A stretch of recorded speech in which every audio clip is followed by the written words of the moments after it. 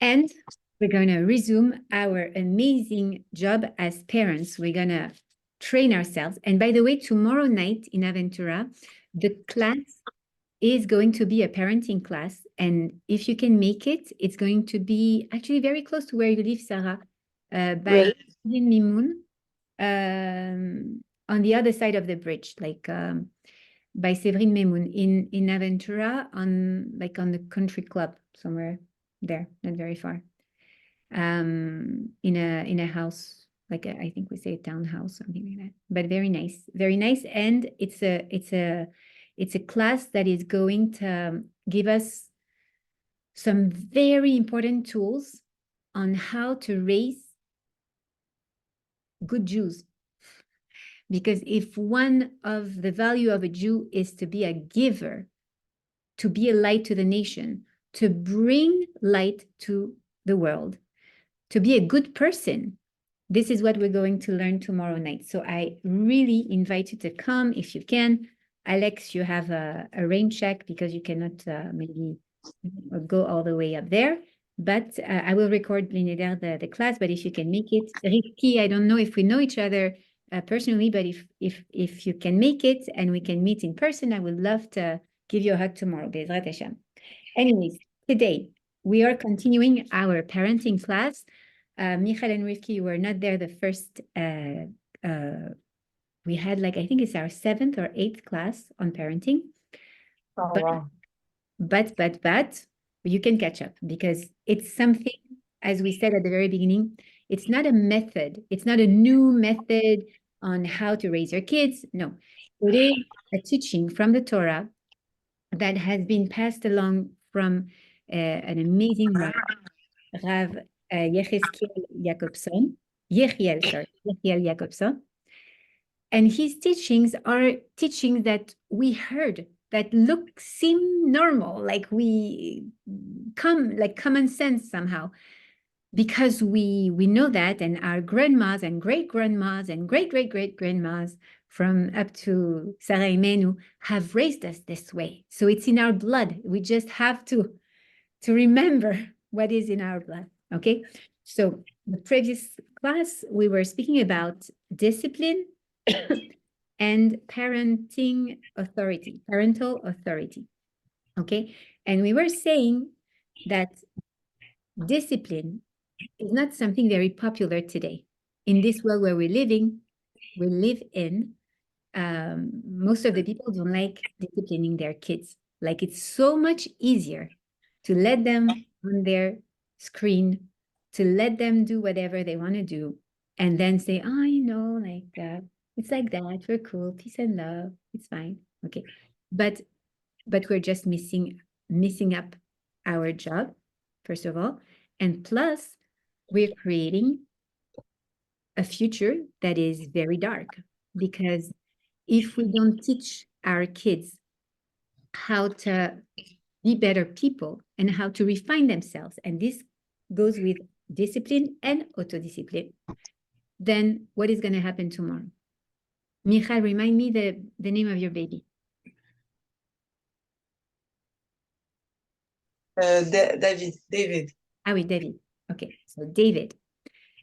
We want for David and Alexandra baby and all our kids who are young a beautiful future. We want to build Klal Israel in the best way, right? So we cannot let it be. It doesn't exist. In order to build something, someone, we have first to build the foundation, very steady foundation. And the foundation, as you know, Sarah and Alex, the foundation is love and affection. Remember, we had this, I will share that with you, Michal and Rivki Vlineder on the chat. So we have the foundation that is love and affection. That is the nourishment, the base of parenting. And then we have the walls, discipline, and then encouragement, okay? In order to keep that, to build a good person, a good Jew. And today we understand what is a good Jew. We see the light in Am Israel, and we see the darkness and the hatred and from outside. It's terrible. Not everybody, thank God, but there are many people who just hate us and who really reveal a dark side of them. So we don't want that to happen to our kids. What we want is really for them to be channeled in the right direction. And channeling someone is using what we call gvura in Hebrew, and the gvura is the discipline. So we saw that the benefit of discipline is actually to give good habits to the kids. And we are human beings, we are people of habits, right? And therefore, if you give good habits to your kids when they grow up, they will probably keep them, even enhance them, and grow with them. That's one thing. Also, we said discipline is the key to success. Why? Because when you help your kids, not discipline like the military discipline we said like the base, the foundation is love and affection. So when you use love and affection to build the discipline, right?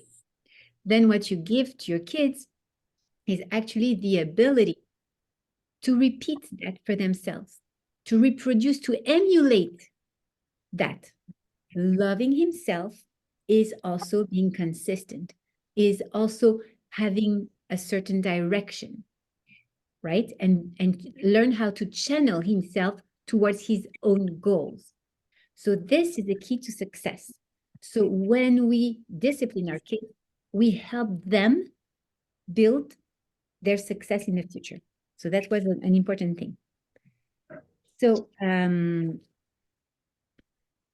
now we were going to learn, oh yeah. So from what age should we start discipline according to you? Disciplining our kids, from what age? As early as possible. Like as early as they can understand. Like one, I don't know. I already told them 18 months. I think as early as they could understand. Like I would think 2, 1.5, 2. Okay. Michal, Rivki, what do you think? With my experience, after 2 years old, they're starting to understand everything. She can understand when I say stop. Okay. So, And Rivki says as a baby. So it's true. It's not wrong as a baby though, because you discipline them every day. You teach them how to sleep at night. You teach them how to eat. You true. push their bottles. That's disciplining a kid. Exactly. You're right. You're right. You're right. That's also a form of discipline. It's true. It is true. So in the sense of, so as you said, like there are different forms of discipline. There is that discipline when you're going to teach them how to sleep train them, or teach them how to eat certain amounts and be like able to wait a little bit more in between the les biberons, the bottles. I'm like, comment on dit biberon? How do we say that? Sorry, Rivki, sometimes I slip into a French mode. And but Rabbi Jacobson says that the other type of discipline, the one that we impose on them, okay, not for feeding or sleeping, but the one where we teach them how to... Ah, tu parles français aussi? Okay, so the one where we teach them how to channel themselves should start from the moment the baby crawls. Interesting. From the moment he crawls. Why? Because somehow before that, the baby is in a stage of dependency with the parent.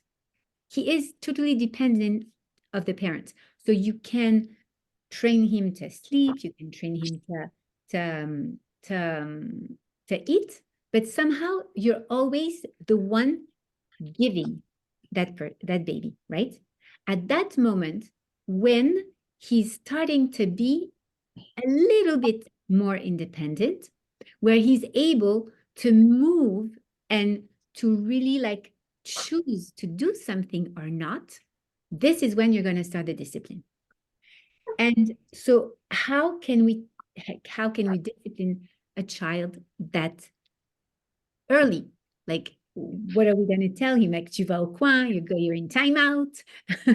No, we're not going to say that to him. What are we going to do?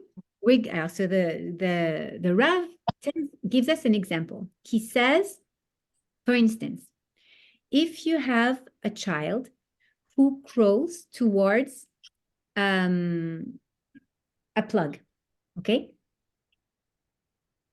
And he wants to put his finger inside of the electric plug.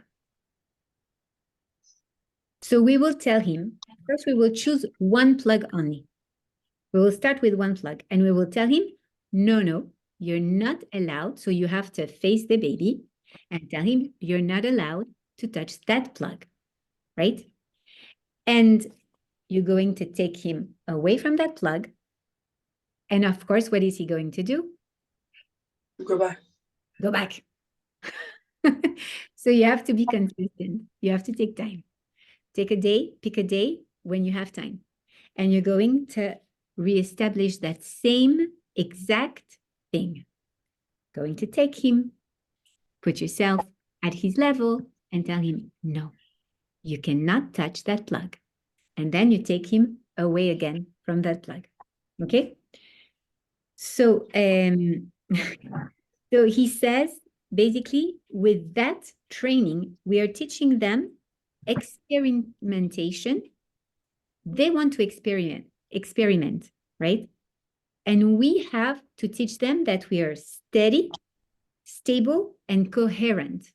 So this is basically the first time you're going to teach your kid to infuse within your kid what type of parent you are.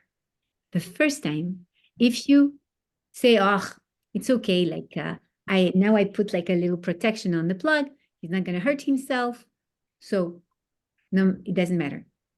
Then you're already infusing inside of your kid that there is no coherence or there is no stability in this parent. And remember, well, Michal and Rivki, you cannot remember, but Alex and Sarah, you can. The analogy I took with the story of the 3 little pigs, right? Yeah. That for a child, having a parent who is authoritarian is actually a way to feel secure. Why? Because he is very small and vulnerable, and he's aware of that. The fact that he knows that this world is scary, that in this world, there are many things that seem like dangerous to him.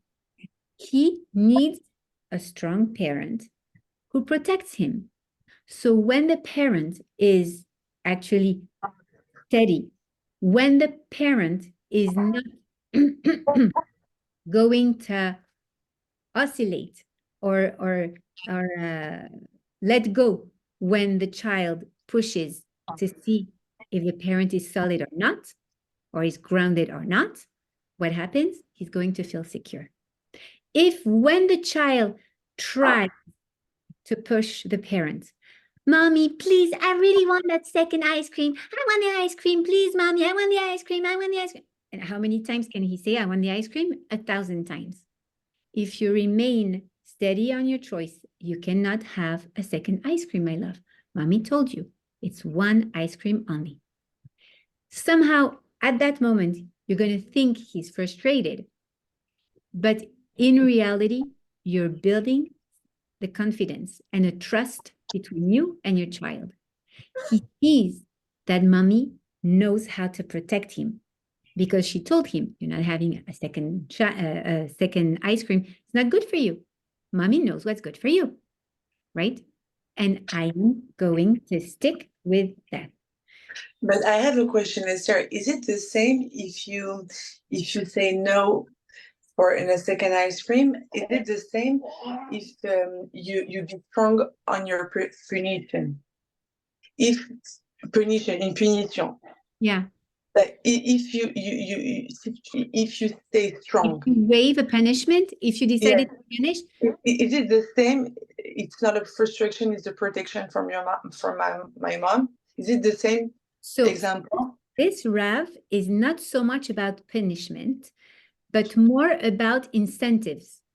So for instance, and we will see in the classes to come, that he prefers to incent, to motivate the child to do well and to make the right choices rather than punishing the child. For instance, If she made something, but you can use the. there is the punishment. If there is Go ahead. something wrong, there are consequences. First, you can switch. There are change yeah. So it's not going to be punishment, it's going to be consequences. And again, we use, in the past, we showed, I think, Alex and Zara, I showed you, right, the consequences. So if it's a young child, you're going to use very visual ways to express the consequences of his choice. But you are going to teach the child, even early in his age, in his life, to make the right choices. Because this is a gift that you're going to make, that you're going to give to your child forever. Being able to choose right, to do the right choice, to make the right decision. This is something that will help him as a teenager, as an adult, as an old person. We want to be able to envision, oh, in front of me, I have two options. What are the consequences of those two options? So from an early age, you're going to use your arms. You're going to say, look, mommy told you, you can only have one ice cream. If you don't stop arguing about that, either you have your ice cream, one ice cream, you're satisfied with it, and you're satisfied with it, and you're going to, I don't know, let's pretend that you wanted to give him a bath, okay? You're going to take your bath, just like mommy said.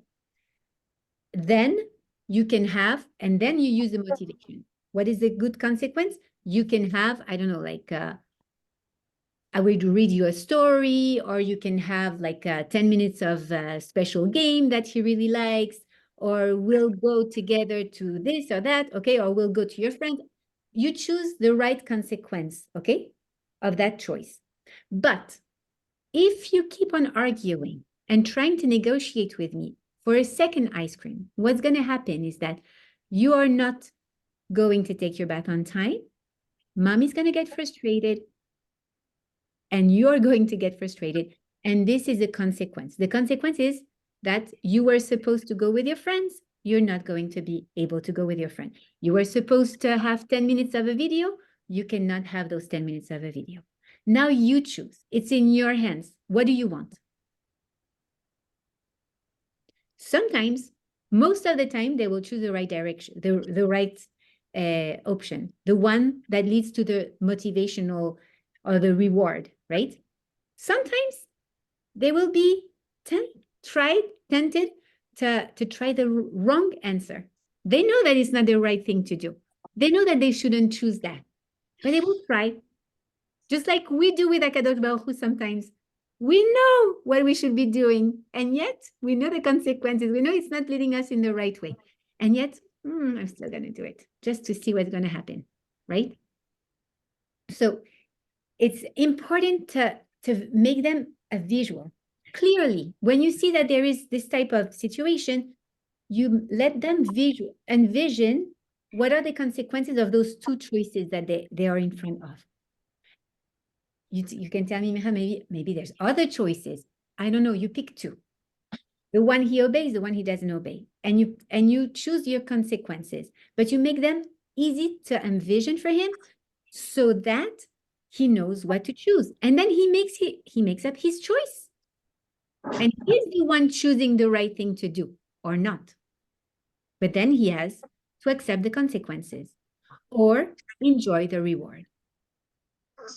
How do you feel about that, Michal? Does it answer your question? Yes.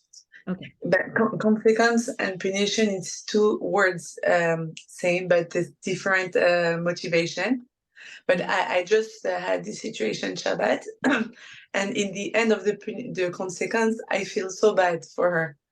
So I wanted to give her back, or like she understands. So I didn't know what I have to do. That's why I registered for this So Listen. I understand. It happens sometimes. You know, we really love our kids. And we live in a moment in time when there are so many things in the environment we live in our world, that are tough, that we somehow want to give in order to facilitate their life, you know? What's the big deal? Why do we need to complicate the things? Why do we need to make it hard on them? And I understand that a lot. And especially since October 7th, I don't want to punish my kids. I don't want to be tough on them. If I can do something like to bring them love and to show them love, I will, more than even before. Okay. But we have to remember one thing that I'm going to try to explain through a beautiful mashal that I love. So this mashal, a mashal is a parable, is a story. The story of a little boy called Yossi.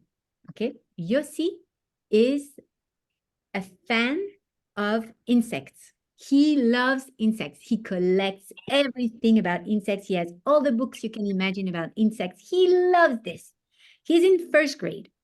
And he always asks his mom, Mommy, please, can I please have a pet insect at home? And she's like, come on, like, ugh, it disgusts me. Like, I'm not going to have like a spider or a caterpillar or ants or like bees or whatever. Like, it's disgusting. You can have all the insects books you want, all the games that you want, but not the real ones. Okay. And he's in first grade. And you know, in first grade, the teacher explores different parts of general culture, let's say. And the teacher comes and tells the class, oh, class, today we're going to explore metamorphosis. Anybody knows what metamorphosis is? Imagine, at 6 years old, nobody really knows. But Yossi is like so excited. I know what metamorphosis is. So what is it? It's the process through which a caterpillar turns into a beautiful butterfly. Wow, yeah, it's exactly that. He turns into a cocoon and he becomes a butterfly. Exactly, Yossi. Kol hakavod, Yossi. Wow, yes. And because we are learning about metamorphosis, says the Mora, we are going to do an experiment.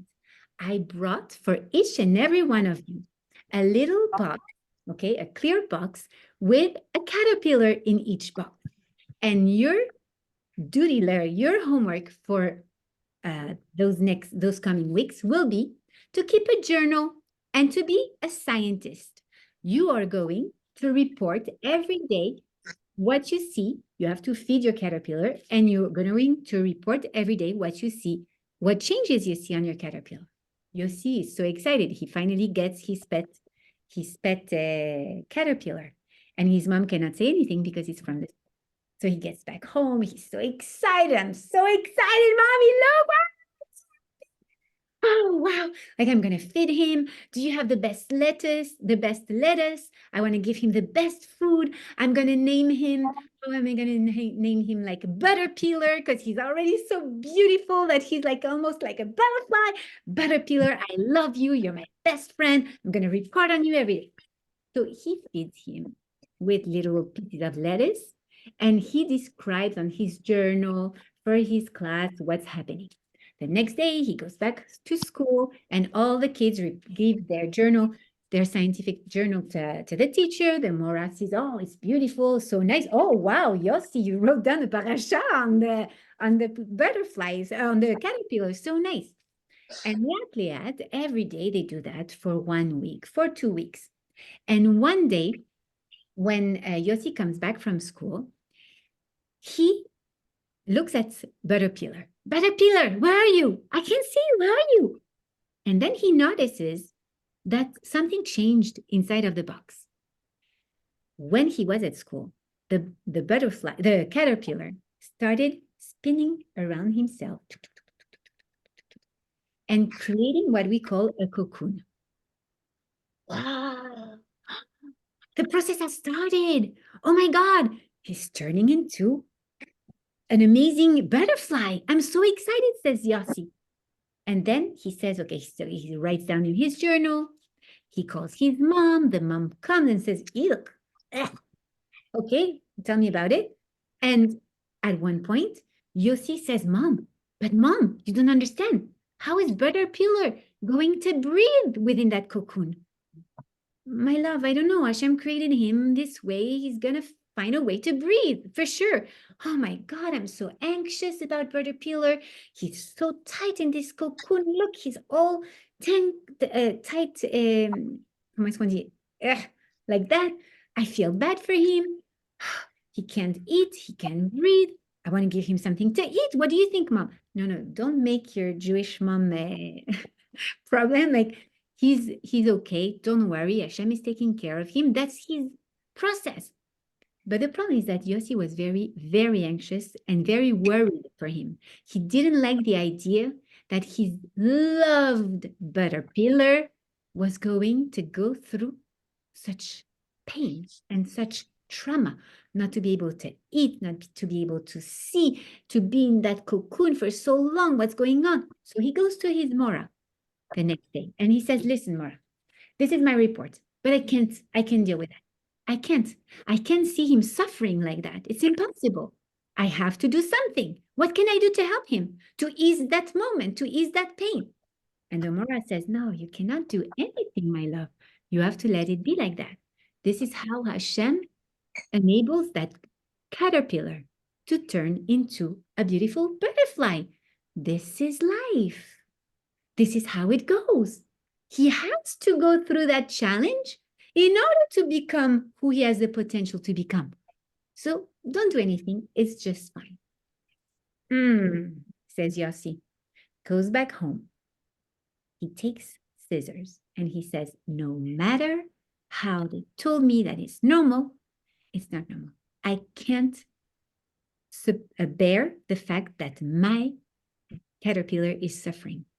And so what does he do? He says, I'm going to help him out a little bit. I'm going to cut a little tiny hole within the cocoon in order to let him breathe and let him see something, see light. This is going to help him so much. And I'm going to feel so good that I helped him release the pain. So that's what he does. One day passes, nothing happens. 2 days, 3 days. All the kids from the class come back with a box and a beautiful butterfly inside. But not Yossi. Yossi still has that cocoon and nothing happened. 1 day passes, 2 days passes, and he asks the Mora, I don't know. My butterpillar doesn't want to turn into a butterfly. What happens? So the Mora asks Yossi, I don't know. What did you do? He says, last time when you told me not to do it, I still did it because I couldn't stand knowing that he was in pain. And she said, you know what? You didn't let him transform into the beautiful butterfly that he had the potential to do. Because when you thought that you were easing his pain by opening a little bit the cocoon then was not resistant enough for him to work and to develop his muscles to break the cocoon. And this exercise, this nisyonot, emunim exercises of pushing against the cocoon in order to go out, because it's difficult, because it's tough, because it's uncomfortable. He learns how to work it out and find the strength within him to build up those wings and then one day spread his wings and fly. As parents, that's the nimshal, the moral of that mashal. Sometimes we feel, oh my God, I can't stand seeing him suffering like that. Whether it is because of us, because we had consequences to apply to his poor choice, or because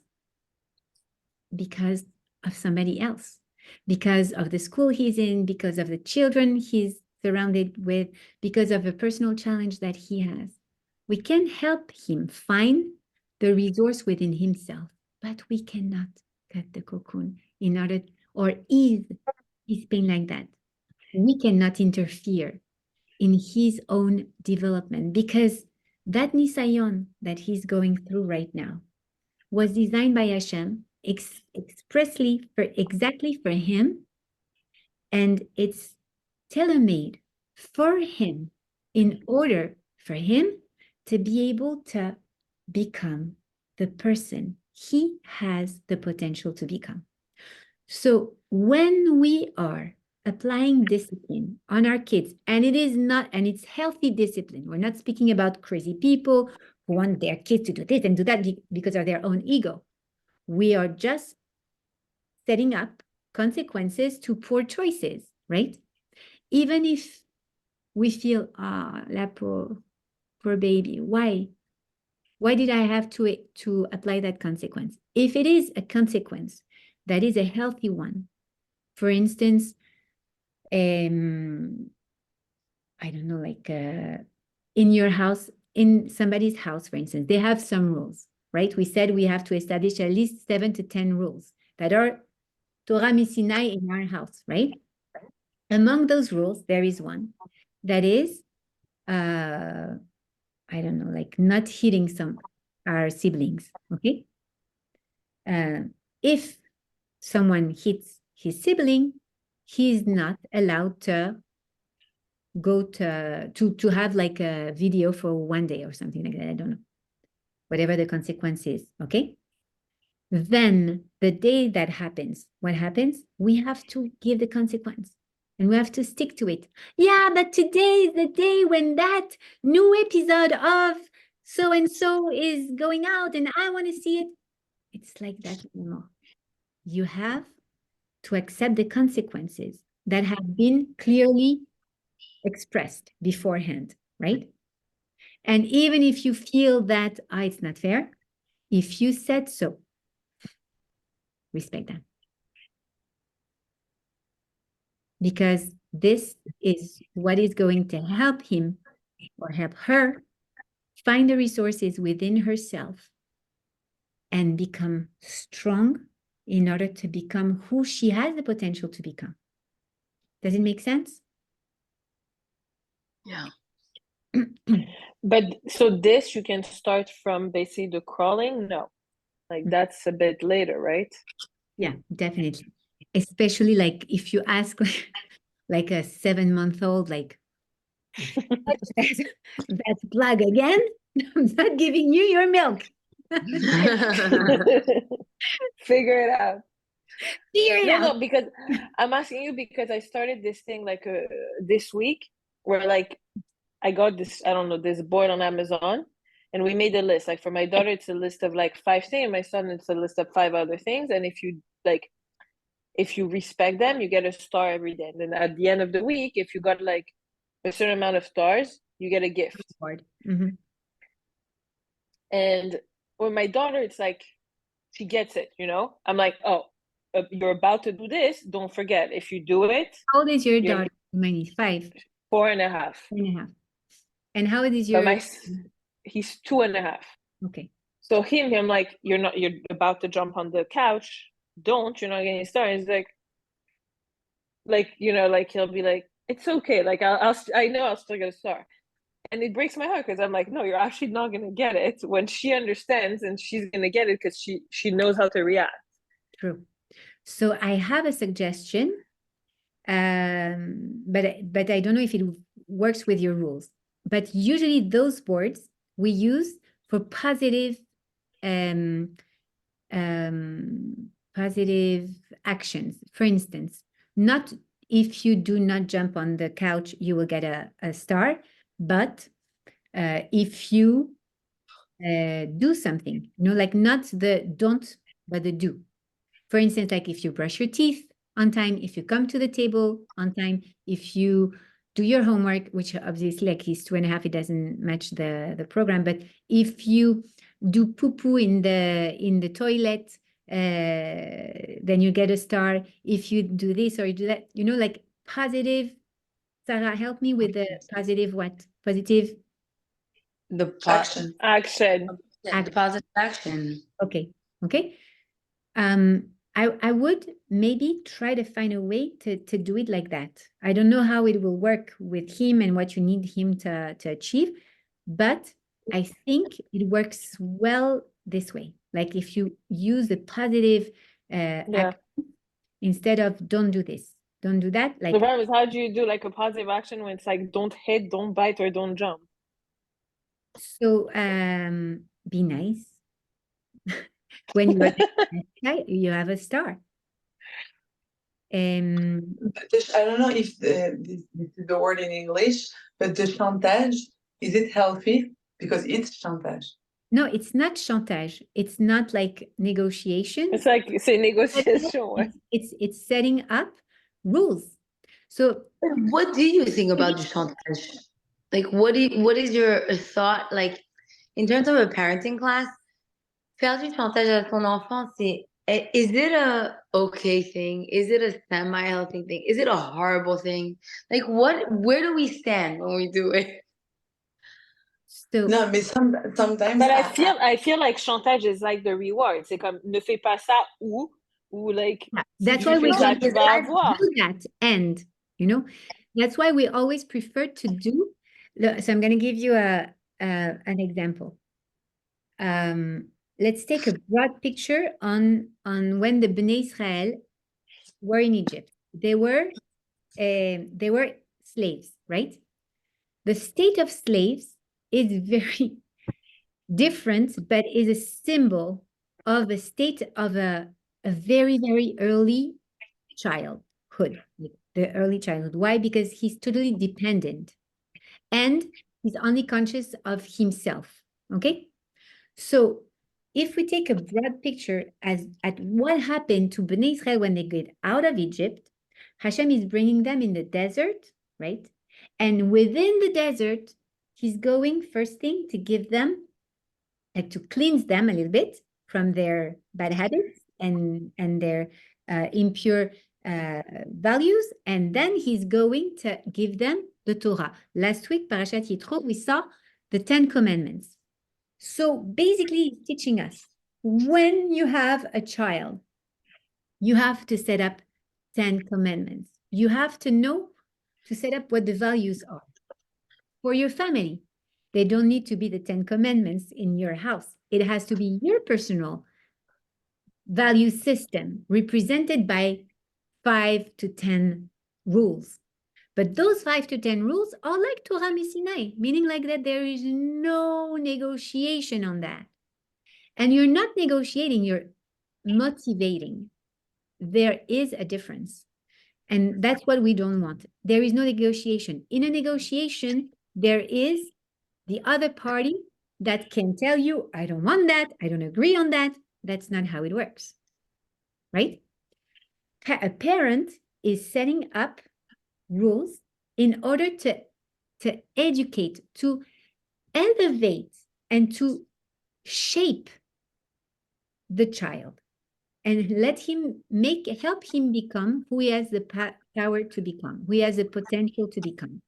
So for instance, Michal, you're not going to negotiate or bargain with a child. It's not a bargain game. You're setting up the rules. In this house, I'm going to say any rule. The family value that is very important in this house, for example, could be honesty, achdut, solidarity, and I don't know, whatever, like another rule, okay? So you're going to find rules that make sense for you. So we said honesty.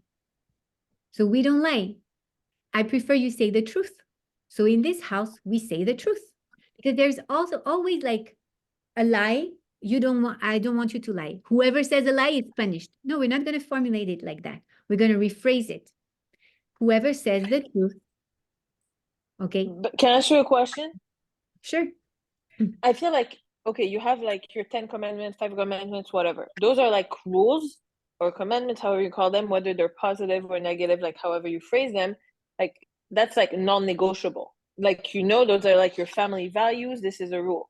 But then you have, like, just to go back to the chantage thing, where you have today you're not eating ice cream, but like tomorrow you could. It's not like a rule, you know. It's not like in our house we don't eat ice cream. So But it's why, like, why okay, today you're not going to eat ice cream and tomorrow you would? Why? like they just had chocolate cake. So today you're not also having an ice cream, but tomorrow you're So not going to have chocolate cake. exactly. So what is the rule? We have one sweet a day. Get it? You have to establish rules that make sense with your way of thinking. For instance, it's not the case in my house, but I'm going to pretend, okay? If in my house we only have chocolate on Shabbat, then we only have chocolate on Shabbat, unless it's a birthday, or there is a special occasion, or there is a Yom Tov in the middle. We only have chocolate on Shabbat. It's not the case. We have chocolate every single day. This is No, but that's but Daniel like then you can never stop with the rules. Yeah, but you have to choose. You have to choose and be flexible on the rest. Those 5, 10 rules that you're going to choose are Torah Misinai. There is no, you're going to tell me, Esther, but this ham or this eggs and bacon, just today, come on, just today. Was it fun? Why eggs and bacon? No, there is not just today. Not today, I'm eating bacon and then I'm eating ice cream halavi. Just today. Tomorrow, I'll go back on the regular kashrut. No. And you know that. It's not like that. It's not yesterday and no tomorrow. This is Torah Misinai. This is what I'm going to always be straight on. The rest. Yeah, but then you don't have 10, you have a 500 in your house, No, especially when you have young kids. no, that's very important. No, but that's not what she's That saying. you have to choose. You have to pick your battle. You cannot win every battle. You have to pick. You sit with your husband and you define, what do we want?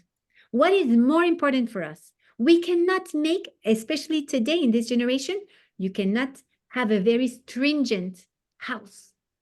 But they don't want to be in a stringent house. Nobody wants that. Today, I don't want to be in something like so narrow. I want space. I want to move. I need a frame. I need a structure. But around that structure, I need flexibility. Okay. And it's going to be rules maybe like that are age appropriate, because today your kids are small and then they're going to grow and it's not the same rules. My oldest today is 17. My second is 15. They don't have the same rule as the little ones. There's no go to bed at 7 p.m. anymore. Yasra. There's no way like you can have a very nice evening with your husband with no kids around. Besides, if you go out of the house. Okay. They put you to sleep. So, mommy,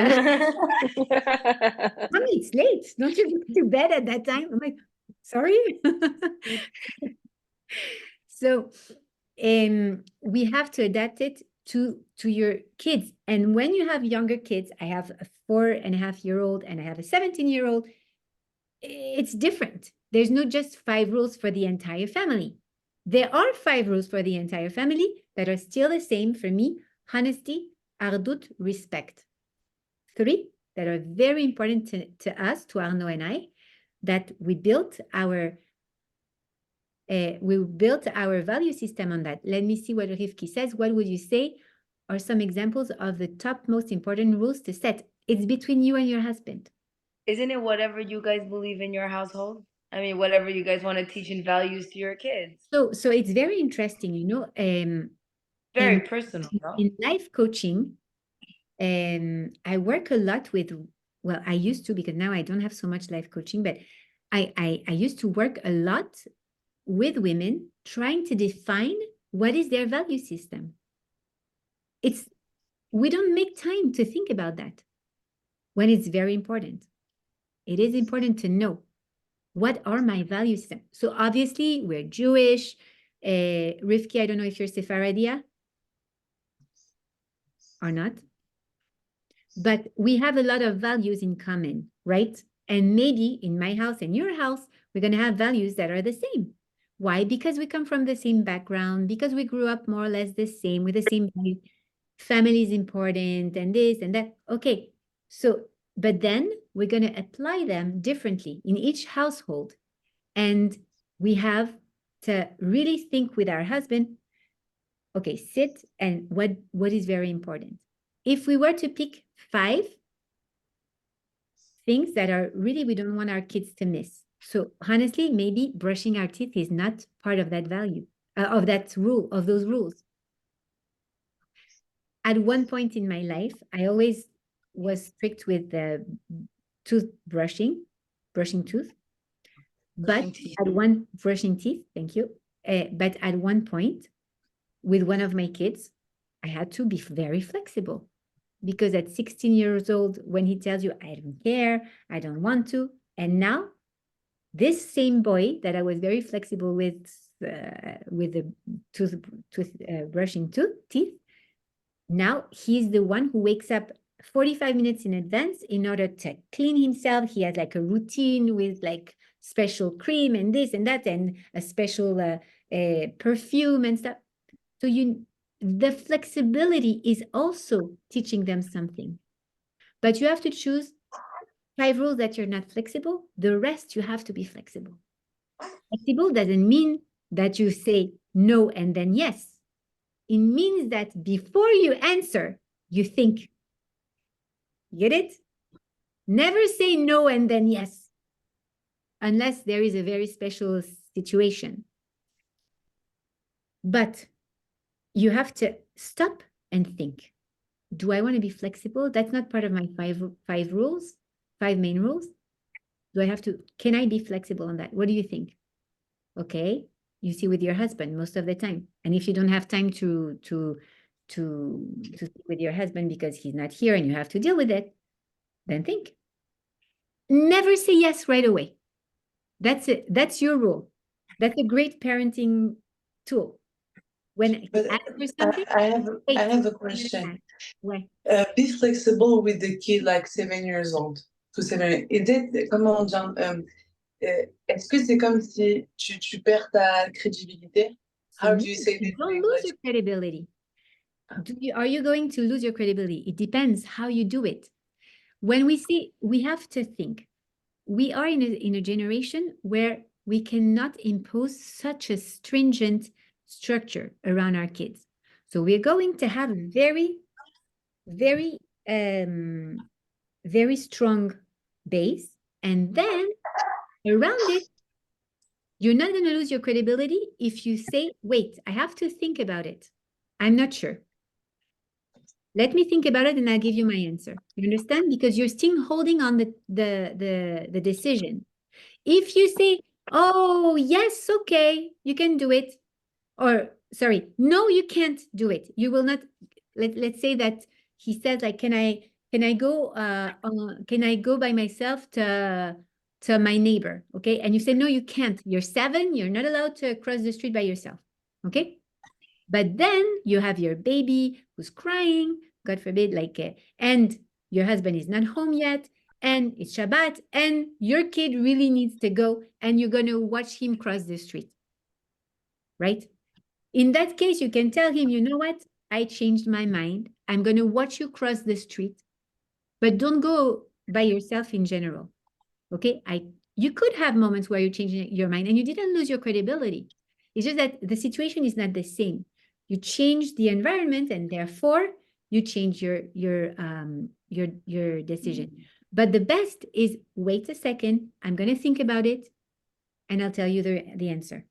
And then you think, can I be flexible on that? Usually I would have told him no. But in this situation, maybe he had a bad day. Maybe he needs extra time to speak with me. For instance, on sleeping time, okay? Imagine that he usually goes to sleep at 7 p.m. But you saw that when he came back from school, you felt he was tensed. Maybe he was mocked in school or he was bothered by someone, right? And he asked you, mommy, like, I can't sleep. I don't want to go to sleep. I can't sleep. What am I going to do? On a normal day, maybe you would have told him, I don't care. At 7 p.m., you go to bed. I read you the story. But maybe that day, because you felt like it's he needs you a little bit more. Then you go next to him, you're going to scratch his back and you're going to ask him, so how was school today, mon amour? And this and that, and you're going to spend more day. You know what? Today is a special day. Today, you're going to stay with mommy until 8 p.m. That's a special time just for you, and it's just today because I feel like you need extra mommy time. You're not losing your credibility. You explain to him, I realize I am empathetic with you. I realize that you need me more today. And I know that I have that ability to give you. You don't tell him that, but you evaluate within yourself. I can do that now. Like I don't have like to run to another place or to go out with my husband or this or that. You can do that. Then you're going to give him that extra time with you. Even though on regular time, he goes to bed at 7. Today, you give him. He's not taking from you. You give him. You understand the difference? He's not a taker. He's a receiver of your gift. You're still in control. You don't lose your credibility. Does it make sense? Yes. Okay. J'ai compris. I understand. I'm just going to turn off the recording, and it's already 1, so we're going